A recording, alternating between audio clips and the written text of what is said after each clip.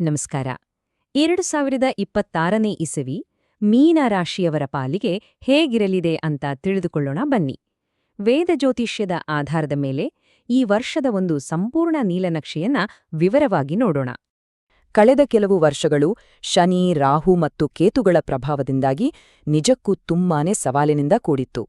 ಹಾಗಾದ್ರೆ ನಿಜವಾಗ್ಲೂ 2026 ಅದೃಷ್ಟದ ಬಾಗಿಲನ್ನ ತೆರೆಯುತ್ತಾ? ಬನ್ನಿ, ಯಾವುದೇ ಉತ್ಪ್ರೇಕ್ಷೆ ಇಲ್ದೆ ವಾಸ್ತವ ಏನಿರ್ಬೋದು ಅಂತ ನೋಡೋಣ.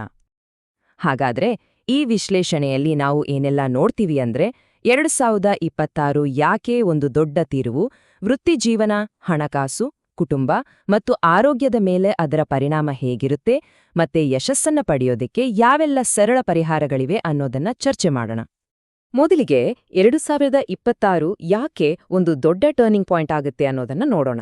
ಈ ಇಡೀ ವರ್ಷವನ್ನ ನಾವು 2 ಭಾಗಗಳಾಗಿ ನೋಡಬಹುದು, ಯಾಕಂದ್ರೆ ವರ್ಷದ ಮಧ್ಯದಲ್ಲಿ ಒಂದು ದೊಡ್ಡ ಗ್ರಹಗತಿಯ ಬದಲಾವಣೆ ಆಗಲಿದೆ.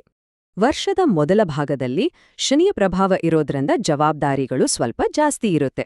ಆದ್ರೆ ನಿಜವಾದ ಗೇಮ್ ಚೇಂಜರ್ ಬರೋದು ಜೂನ್ ತಿಂಗಳ ನಂತರ.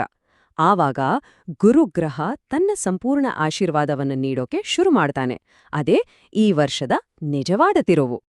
ಜ್ಯೋತಿಷ್ಯದಲ್ಲಿ ಇದಕ್ಕೊಂದು ಸುಂದರವಾದ ಹೆಸರಿದೆ, ಗುರುವಿನ ಅಮೃತ ದೃಷ್ಟಿ.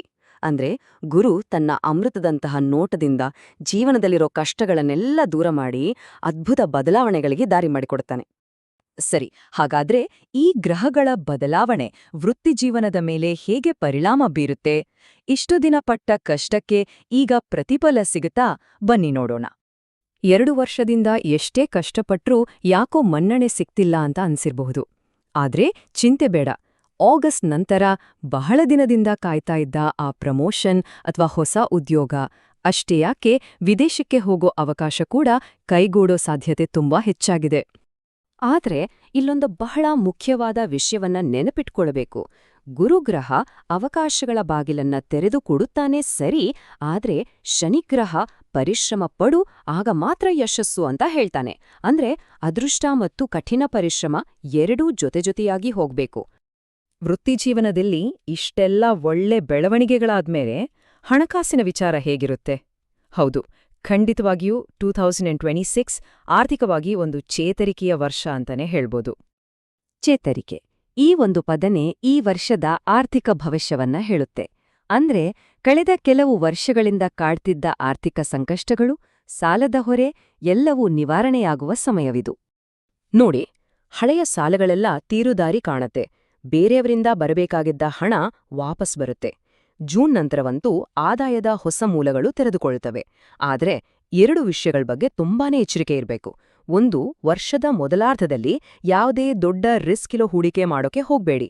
ಇನ್ನೊಂದು, ಅನಾವಶ್ಯಕ ಖರ್ಚು ಮಾಡೋದು ಮತ್ತೆ ಸುಲಭವಾಗಿ ಬೇರೆಯವರಿಗೆ ಸಾಲ ಕೊಡೋದನ್ನ ಸ್ವಲ್ಪ ಕಂಟ್ರೋಲ್ ಮಾಡಬೇಕು.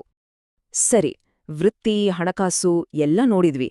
ಈಗ ವೈಯಕ್ತಿಕ ಜೀವನದ ಕಡೆಗೆ ಬರೋಣ. ಅಂದ್ರೆ ಕುಟುಂಬ, ಸಂಬಂಧಗಳು ಹಾಗೆ ಆರೋಗ್ಯದ ವಿಷಯದಲ್ಲಿ 2026 ಏನನ್ನ ತರಲಿದೆ? ಕೌಟುಂಬಿಕ ಜೀವನದಲ್ಲಿ ನಿಜಕ್ಕೂ ಸಂತೋಷದ ಅಲೆ ಇರುತ್ತೆ. ಮದುವೆ ಆಗದವರಿಗೆ ಕಂಕಣ ಭಾಗ್ಯ ಕೂಡಿ ಬರಬಹುದು. ಮಕ್ಕಳಿಲ್ಲದವರಿಗೆ ಸಂತಾನ ಭಾಗ್ಯ ಸಿಗಬಹುದು. ಮಕ್ಕಳ ಬಗ್ಗೆ ಇದ್ದ ಚಿಂತೆಗಳು ದೂರವಾಗ್ತವೆ. ಆದ್ರೆ ಆರೋಗ್ಯದ ವಿಷಯದಲ್ಲಿ ಮಾತ್ರ ಸ್ವಲ್ಪ ಹೆಚ್ಚಿನ ಗಮನ ಬೇಕು.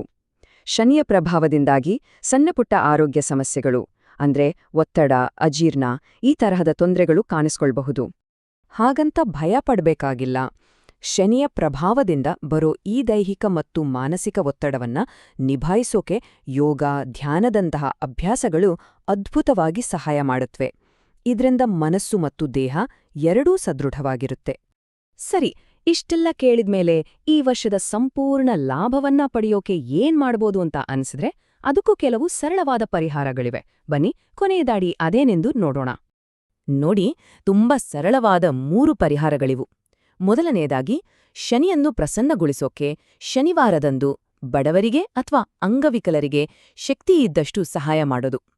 ಎರಡನೆಯದು, ಗುರುವಿನ ಕೃಪೆಗಾಗಿ ಗುರುವಾರದಂದು ವಿಷ್ಣು ಸಹಸ್ರನಾಮವನ್ನ ಕೇಳೋದು ಅಥವಾ ಪಠಿಸೋದು. ಆದ್ರೆ ಎಲ್ಲಕ್ಕಿಂತ ಮುಖ್ಯವಾದದ್ದು 3ನೇದು, ಅದು ಆತ್ಮವಿಶ್ವಾಸ. ನಕಾರಾತ್ಮಕ ಆಲೋಚನೆಗಳಿಂದ ದೂರವಿದ್ದು ಆತ್ಮವಿಶ್ವಾಸವನ್ನ ಬೆಳೆಸ್ಕೊಂಡ್ರೆ ಅದೇ ದೊಡ್ಡ ಶಕ್ತಿ. ಕೊನೆಯದಾಗಿ ಈ ಒಂದು ಮಾತನ್ನ ಯಾವಾಗ್ಲೂ ನೆನಪಿಡಬೇಕು. ಗ್ರಹಗಳು ದಾರಿಯನ್ನಷ್ಟೇ ತೋರಿಸ್ತವೆ, ಆ ದಾರಿಯಲ್ಲಿ ನಡೆಯಬೇಕಾದದ್ದು ನಮ್ಮ ಕರ್ತವ್ಯ. 2026 ಖಂಡಿತವಾಗಿಯೂ ನಿಮ್ಗೆ ಅದ್ಭುತವಾದ ಅವಕಾಶಗಳನ್ನ ತಂದ್ಕೊಡ್ಲಿದೆ. ಆದ್ರೆ ಆ ಅವಕಾಶಗಳನ್ನ ಯಶಸ್ಸಾಗಿ ಬದಲಾಯಿಸಬೇಕಾಗಿರೋದು ನಿಮ್ಮ ಪರಿಶ್ರಮ ಮತ್ತು ನಿಮ್ಮ ಆತ್ಮವಿಶ್ವಾಸದಿಂದ ಮಾತ್ರ. ಎಲ್ಲರಿಗೂ ಒಳ್ಳೆದಾಗಲಿ.